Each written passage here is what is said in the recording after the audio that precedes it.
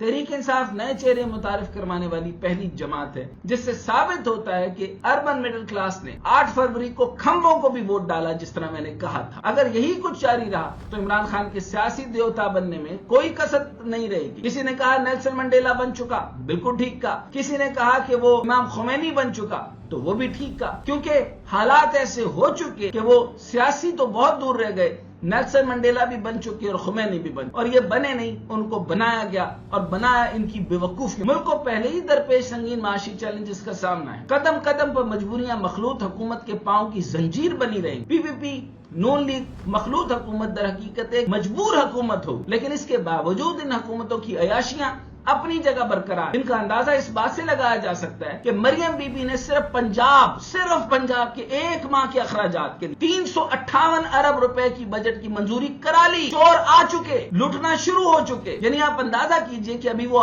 رکی نہیں، اور انہوں نے پہلے ہی 1 ماہ کے اخراجات کے لیے 358 ارب روپے کے بجٹ کی منظوری کرا لی۔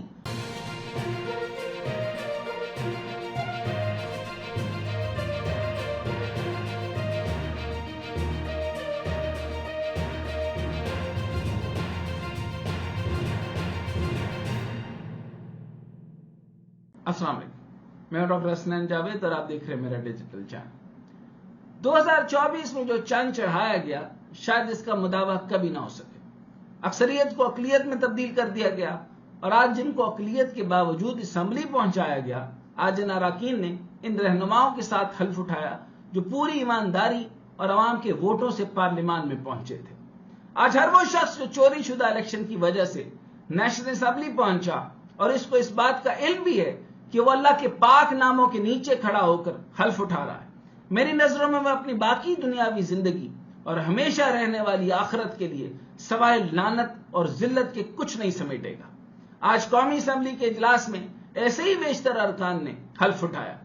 قومی اسمبلی کے آج منعقد ہونے والے اجلاس میں 282 ممبران قومی اسمبلی نے حلف اٹھایا۔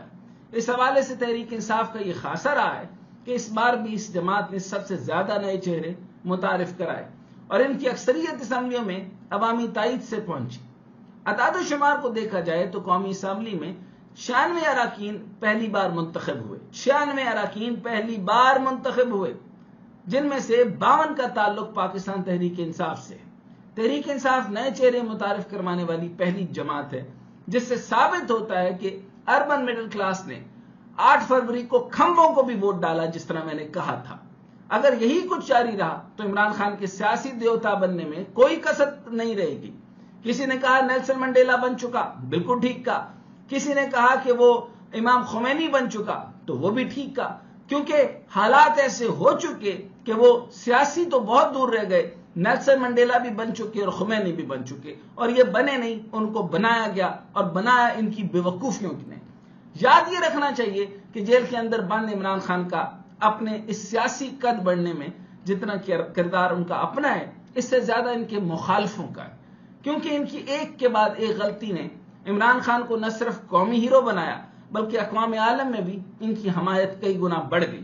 کاش اہل اقتدار اس حقیقت کو پڑھ کر ملک کو آئین، قانون اور انصاف کے راستے پہ چلانے کی طرف توجہ دلواتے، کیونکہ مسئلہ یہ تھا کہ معیشت کیسی چلے گی، مسئلہ یہ تھا ملک کیسے چلے گا، ملک کی کرپشن کیسے دور ہوگی، بلیک مارکیٹ کیسے ختم ہوگی، گرے مارکیٹ کیسے ختم ہوگی، اور گورنمنٹ کو بیوروکریسی سے دور رکھ کے ٹیکنوکریٹک طریقے سے ترقی کے راستے پہ کیسے چلانا ہے۔ ان کا سوال یہ تھا کہ یہ خان صاحب نہیں چلا سکے، بدلے میں کیا لائے یہ، لیکن بہرحال پھر الیکشن ہو گئے، اور وہ جو پہلے سارے پروجیکٹ تھے ہمیشہ جنہوں نے فیل کیے وہ فیل ہوتے رہے۔ کیونکہ آج جو قومی اسمبلی کا اجلاس ہوا تو پہلے ہی دن مسلم لیگ نون ایک اقلیتی جماعت نظر آئی، کیونکہ ان کے اتحادی خاموش تھے اور مینڈیٹ چور کا لیبل نون لیگ نے اپنے اوپر لگا رکھا تھا۔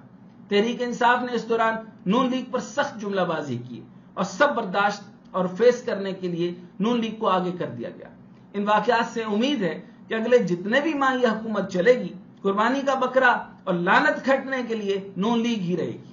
پیپلز پارٹی اس طرح تمام تر تنقید سے لا تعلق رہے گی۔ آج اس شوشرابے میں اجلاس میں 282 ممبران قومی اسمبلی نے حلف اٹھایا اور رول آف ممبر پر دستخط کیے، جن کے بعد اسپیکر اور ڈپٹی اسپیکر قومی اسمبلی کے عہدے کے لیے کاغذات جمع کرائے گئے۔ قومی اسمبلی کے اسپیکر کے لیے سردار ایاز صادق اور ملک محمد عامر ڈوگر کے کاغذات نامزدگی سیکرٹری قومی اسمبلی کو جمع کرائے گئے۔ قومی اسمبلی کے ڈپٹی اسپیکر کے لیے سید غلام مصطفیٰ شاہ اور جنید اکبر کے کاغذات نامزدگی سیکرٹری قومی اسمبلی کو جمع کرائے گئے۔ اب اسپیکر اور ڈپٹی اسپیکر کا یہ انتخاب کل ہوگا۔ قومی اسمبلی کے اجلاس میں آج تحریک انصاف کی جانب سے IMF کو لکھے گئے خط کا بھی بہت چرچا رہا۔ حکومتی جماعتیں تحریک انصاف کو تنقید کا نشانہ بناتی رہی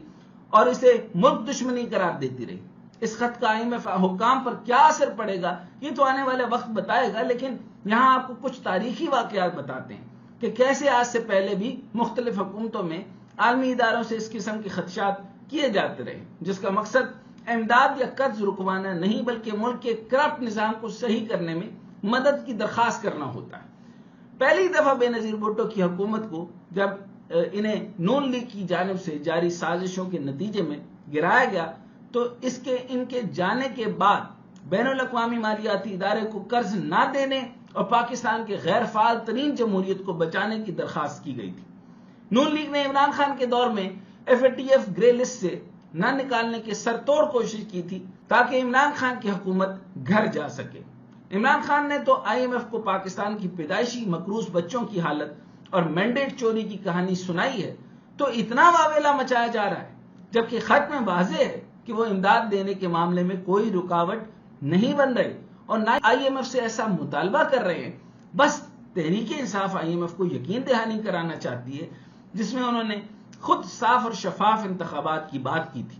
8 فروری کو جس ڈرامے کا آغاز ہوا اس میں عروج تو 9 فروری کو دیکھنے کو ملا، جب پاکستان کی تقریباً ہر چھوٹی بڑی سیاسی جماعت نے بیک وقت جیت کے دعووں کے ساتھ ساتھ دھاندلی کا رونا بھی پیٹنا شروع کیا۔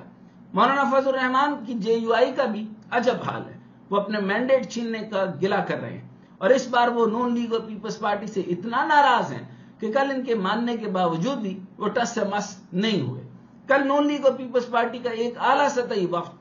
مولانا کو منانے اور کچھ لے اور کچھ دے کی تجویز دینے گیا تھا، لیکن مولانا نے اس وفد کو صاف انکار کر دیا اور بتا دیا کہ وہ اب کسی صورت نہیں مانیں گے بلکہ اپوزیشن میں بیٹھیں گے۔ تلخی اتنی بڑی کہ مولانا اس وفد کو سی آف تک کرنے نہیں آئے اور یوں ان جماعتوں کو پریشان تاثر کے ساتھ اکیلے ہی میڈیا بریفنگ دینی پڑی۔ آج خیبر پختونخوا اسمبلی میں بھی اسپیکر اور ڈپٹی اسپیکر کے چناؤ کا مرحلہ بخوبی مکمل ہو گیا، جہاں خفیہ رائے شماری کے بعد سنی اتحاد کونسل کے بابر سلیم اسپیکر اور سریا بی بی ڈپٹی اسپیکر منتخب ہو گئے۔ ملک کو پہلے ہی درپیش سنگین معاشی چیلنجز کا سامنا ہے۔ قدم قدم پر مجبوریاں مخلوط حکومت کے پاؤں کی زنجیر بنی رہیں گی۔ PPP نون لیگ مخلوط حکومت در حقیقت ایک مجبور حکومت ہوگی، لیکن اس کے باوجود ان حکومتوں کی عیاشیاں اپنی جگہ برقرار ہیں، جن کا اندازہ اس بات سے لگایا جا سکتا ہے کہ مریم بی بی نے صرف پنجاب کے ایک ماہ کے اخراجات کے لیے 358 ارب روپے کی بجٹ کی منظوری کرا لی۔ چور آ چکے، لوٹنا شروع ہو چکے، یعنی آپ اندازہ کیجئے کہ ابھی وہ رکی نہیں اور انہوں نے پہلے ہی ایک ماہ کے اخراجات کے لیے 358 ارب روپے کے بجٹ کی منظوری کرا لی، جس کے لیے وجہ یہ بتائی ہے کہ یہ پیسے وہ ہیں جن کے بغیر روزمرہ امور کے ساتھ عدالتی اور حکومتی معاملات کو چلانا ممکن نہیں۔ یہ پورا پاکستان جانتا ہے کہ شریف خاندان ان روپے سے عوام کی فلاح کے لیے کتنے خرچ کرے گا اور اپنی ذاتی فلاح کے لیے کتنے خرچ کرے گا۔ شریف خاندان کے تمام ادوار کرپشن سے عبارت رہے، ان کے ہر دور میں بے بہا قرضے لیے گئے، موٹر وے، میٹرو اور فلائی اوورز جیسے منصوبے لگائے اور ان میں کرپشن کی تاریخ رقم کی۔ نواز شریف 1988 میں جب پہلے وزیر اعلیٰ پنجاب اور پھر بعد میں پہلی بار وزیر اعظم بنے تو اس وقت آڈیٹر جنرل کی ایک رپورٹ چھپی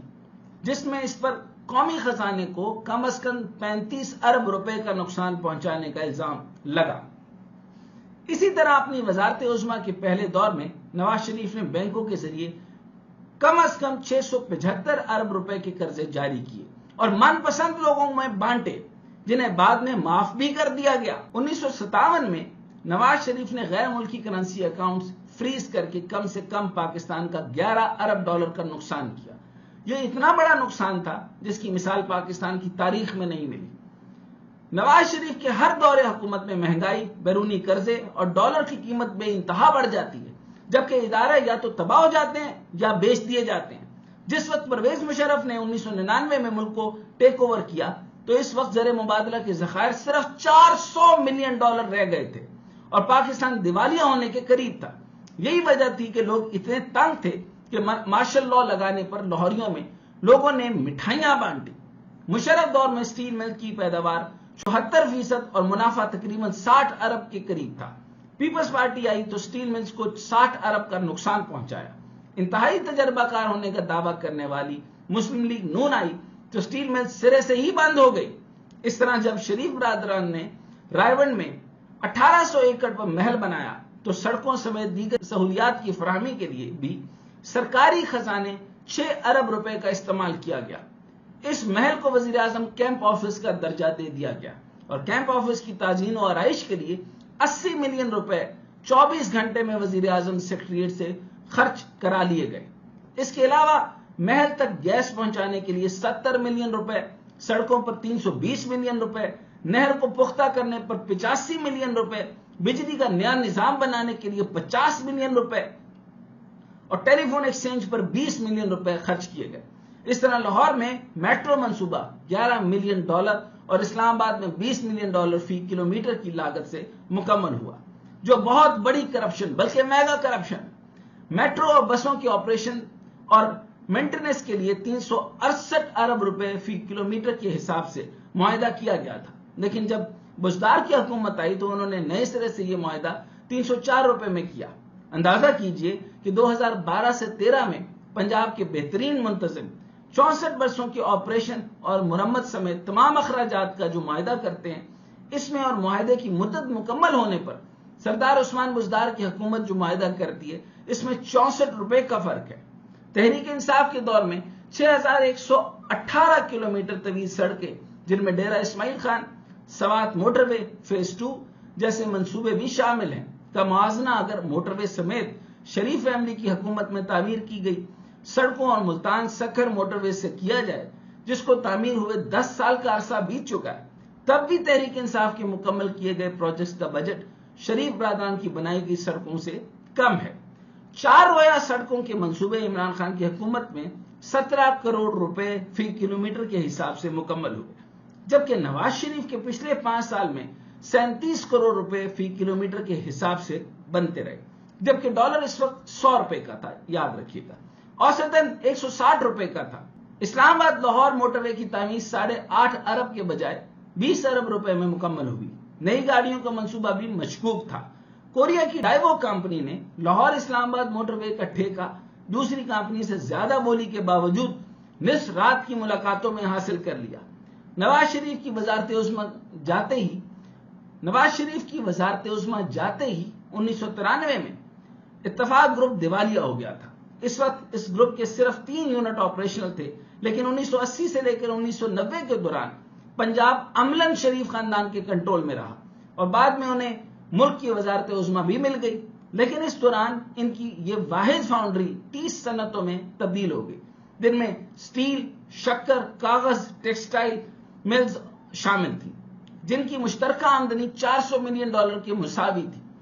شریف برادران نے دانش اسکولوں کے لیے 5